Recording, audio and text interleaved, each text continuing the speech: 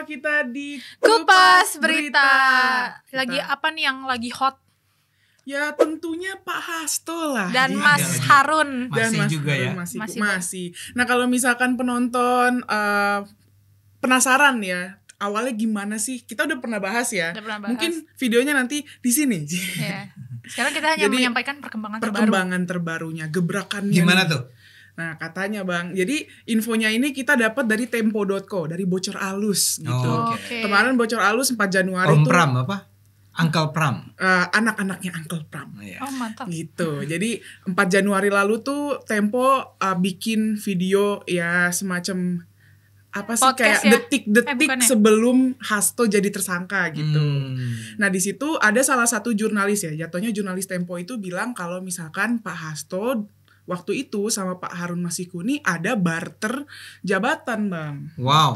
Barter jabatan. Si jurnalis ini bilang dari 2 sumber yang tidak bisa disebutkan namanya, katanya. Itulah masalah Tempo selalu. Iya, tidak bisa Nggak disebutkan ada namanya, sumbernya. nggak ada. Nah itu katanya Pak Hasto sama Pak Harun Masiku ini ada barter jabatan. Jadi Pak Harun Masiku ini dikabarkan dekat dengan orang Mahkamah Agung, orang MA, Si Harunnya. Pak Harun Masikunya. Nah Pak Hasto ini dia minta tolong sama Pak Harun Masiku ini untuk menyelesaikan satu kasus. Dan Dengan Mahkamah Agung. dengan Mahkamah Agung, dan akhirnya Pak Harun Masiku ini dijanjikan jabatan sama Pak Hasto, Oh, kalau dijanjikan Harun anggota itu, dewan. Kalau Harun mengurus kasus itu dengan Mahkamah Agung, Ya, dia akan mendapat posisi di DPR. ya. Nah, Oke. mungkin penonton bertanya-tanya ya, di episode kita sebelumnya juga bertanya-tanya kayak emang Harun Masiku tuh siapa sih gitu? Kok bisa-bisanya dilindungi segitunya Ya. gitu. Terus dari Tempo itu infonya juga Pak Hasto ini ikut, kan Pak Harun Masiku ini kan nggak bisa dilacak ya Bang. Ya dilindungin banget Hilang, ya. dilindungin sama Pak Hasto di belakangnya. Jadi Pak Hasto Oke. ada campur tangan. Jadi ada di Itu Tempo bilang begitu. Iya, Iya. ada campur tangan Pak Hasto. Jadi waktu itu Pak Hasto yang nyuruh Harun Masiku kan sempat ada di Jakarta, Bang. Jadi Pak Hasto yang nyuruh Harun Masiku buat buang HP dia ke kali di daerah Cikini. HP-nya si HP-nya Pak Hasto. biar Pak Harun Masiku biar biar nggak nggak kedetek. kedetek. Iya. Nah, di Tempo juga infonya Pak Hasto juga yang nge-backup apa sih namanya Pak Harun Masiku pas di apa tuh, Bang, yang dia ditangkap yang sama polisi itu apa sih? PTIK. PTIK, ya, dari situ. Nah, terus juga Ketua KPK Pak Setio bilang kalau uang yang Pak Harun suap ke KPU itu 600 juta atau 800 juta. Ya, itu ada iuran dari Pak Hasto. Oh, nyumbang ya. Duitnya Pak Hasto gitu. Duitnya Pak Hasto. Ah. Nah, ini nih tapi jadi lumayan rancu karena kan di Tempo biasanya yang tadi dibilang Bang Ade kan, 2 sumber yang tidak dikenal. Jadi jatuhnya kayak gibah politik. Gibah Tidak aja disebut sebenarnya. namanya. Tidak disebut namanya, bukan tidak dikenal, maaf. Tidak disebutkan namanya gitu. Tapi paling enggak ya apa yang disampaikan Tempo ini mungkin teman-teman penonton juga bisa baca ya. Itu bukan di majalah ya, tapi di video Di ya. video bocor halus. Tapi ada juga di majalahnya enggak ya? Pada masa itu katanya ada di masa di-share tahun di dulu itu. Tahun itu, Oke. Tapi yang sekarang adanya di videonya bocor halus ya. bocor halus, betul. Iya, ini yang penting adalah satu.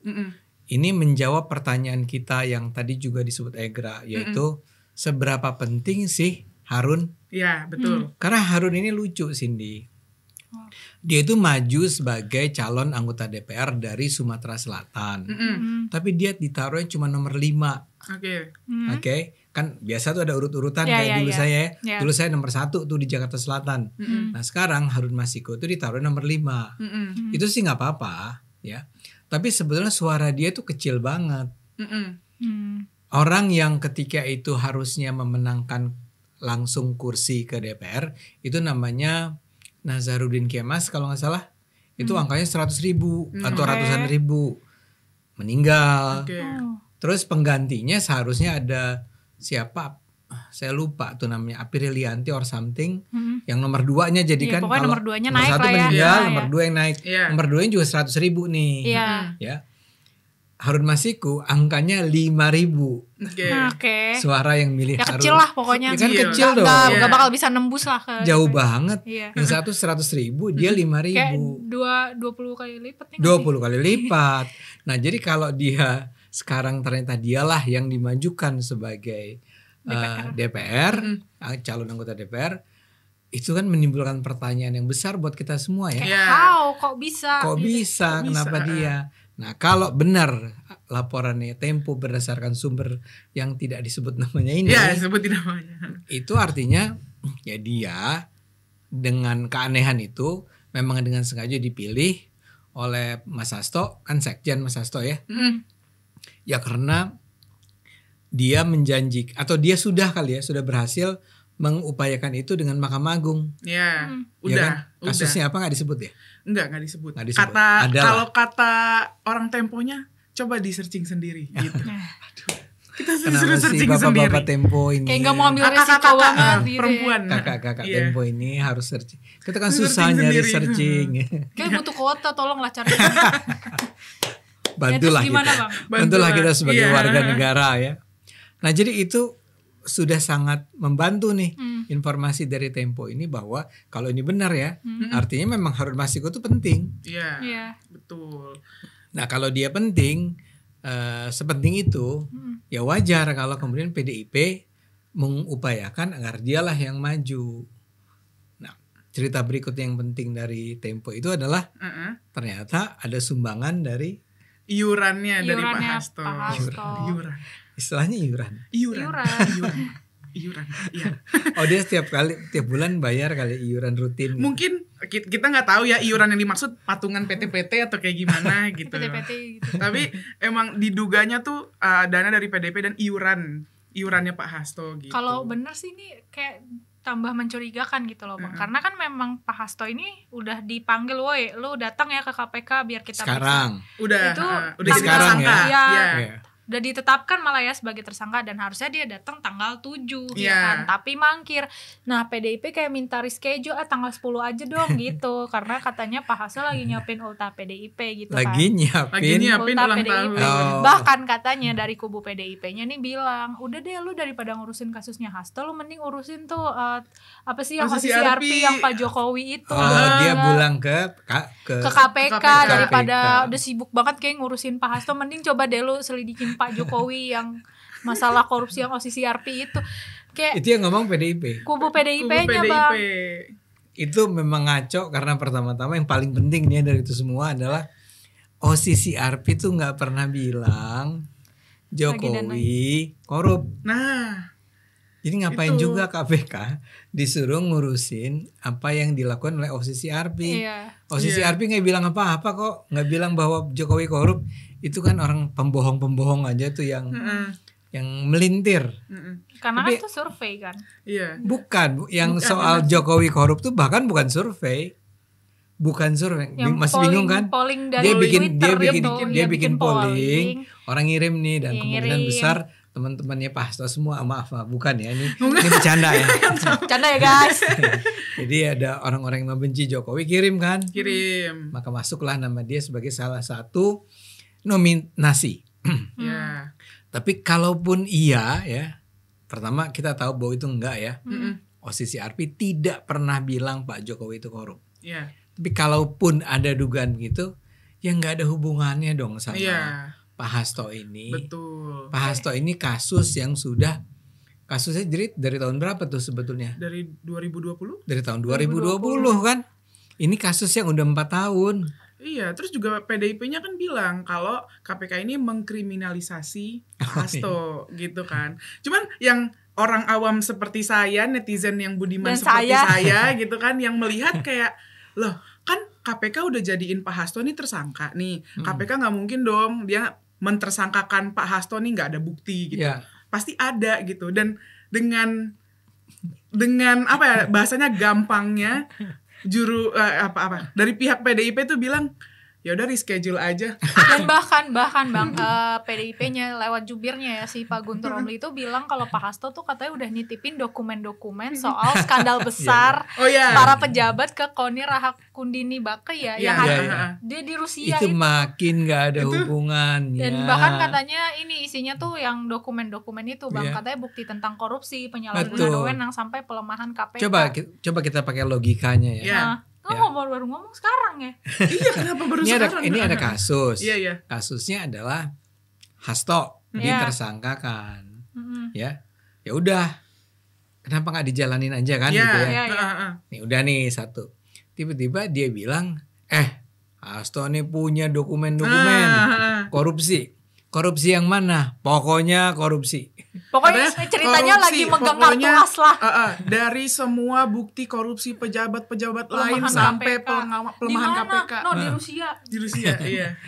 Nah sekarang coba, kalaupun itu benar ya ada ya, hubungannya apa sama bahwa Pak Hasto ini tersangka? Kayak dia megang ini loh Bang, kalau lu nangkap gua megang kartu as para pejabat nih. Kan gitu. Memalukan ya. Jadinya orang awam kayak aku juga ngerti yang kayak, loh jadinya ngancem nih kalau misalkan ditangkap nih Pak Hastonya, terus Pak Hasto bakal bongkar semuanya. Kayak kalau lu mempolisikan gue bongkar semuanya gitu. Misalnya gini, kalau aja dia bilang begini, kami punya bukti yang menunjukkan bahwa Pak Hasto itu tahun 2020 itu sebetulnya tidak pantas menjadi tersangka karena ada permainan dari misalnya dari polisi atau dari KPK.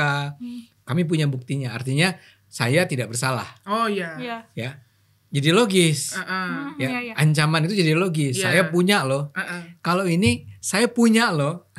Bukti-bukti korupsi, skandal korupsi, kriminalisasi, bahkan dia sebut-sebut Pak Anies kalau nggak salah. Ya, ada bukti-bukti bahwa Anies itu akan Pak Anies itu dulu ditersangkakan di Formula E kalau nggak salah. Iya. Itu sebetulnya kriminalisasi. Iya, terus hubungannya sama Pak Hasto itu jadi tersangka dalam kasus kaburnya Harun Masiku tuh apa? Kayak sesimpel kayak dia nggak mau dipolisiin sendirian nggak sih? Iya. Setuju. Kalau emang kita mau ngomongin belak-belakan nih gamblang, jangan gue doang dong gitu. Kayak harus.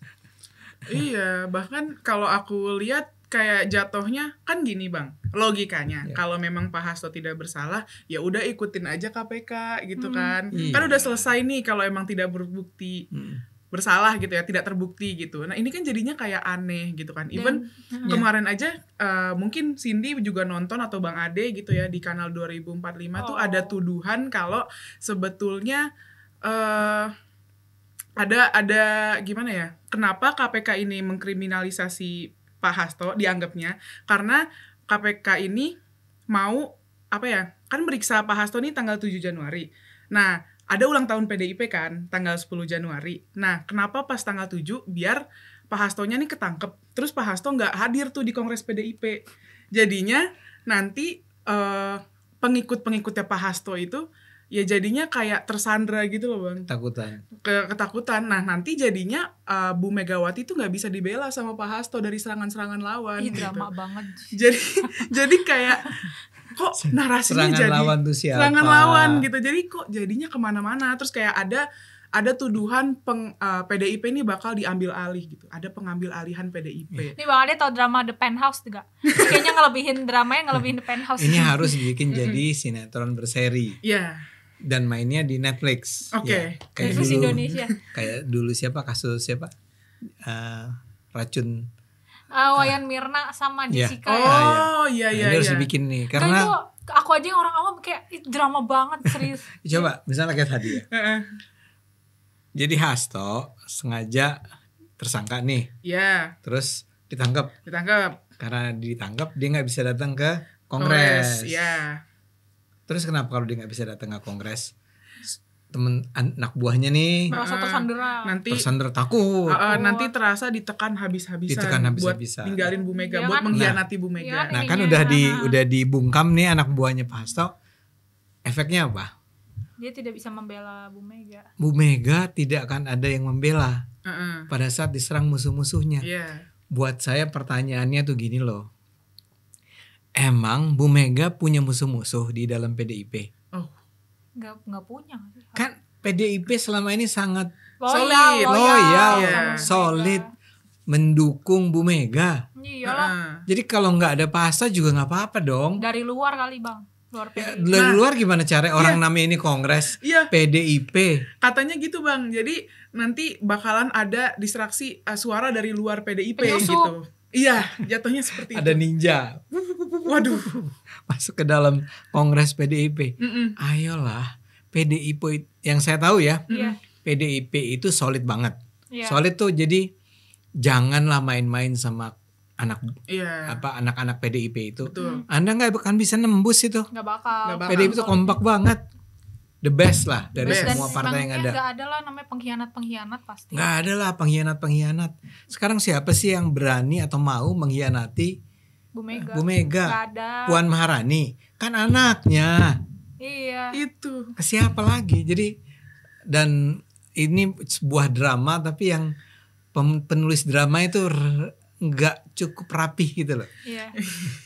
Ya, malah katanya nanti ada gangguan pas kongres itu, nanti ada gangguan dari Partai Coklat. Partai Coklat ini buat penonton yang belum tahu ya, kepolisian itu dibilang Partai Coklat.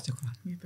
Ngapain polisi campur tangan di kongresnya PDIP? Tidak ada yang pernah tahu ya. Ini kalau saya jadi polisi sih saya marah, cuman saya minta polisi sabar ya, jangan marah sama PDIP.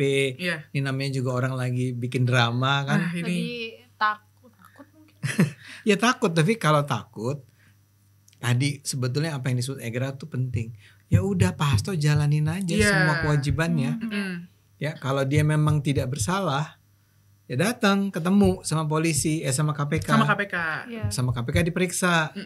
Kalau dia benar nggak bersalah, bebas kok. Iya, bebas lah. Pasti nanti ikut ulang tahun PDIP kalau misalkan bebas gitu.